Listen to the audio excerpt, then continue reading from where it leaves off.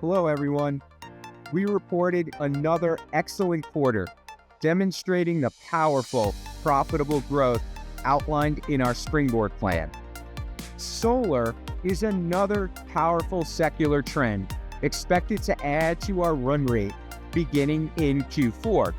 Today, I'm excited to be in our newest manufacturing facility, which is just beginning production and is the largest solar ingot and wafer facility in the United States, co-located with our polysilicon manufacturing facility in Hemlock, Michigan.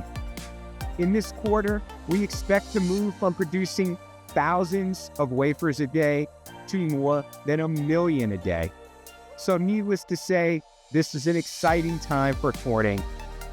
As we've shared, we have committed customers for more than 80% of our capacity for the next 5 years.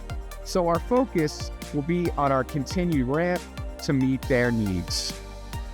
At the same time, we'll be applying our deep material science expertise to bring our more Corning content approach to bear in solar, and applying our advanced manufacturing ability to establish ourselves as the global low-cost producer.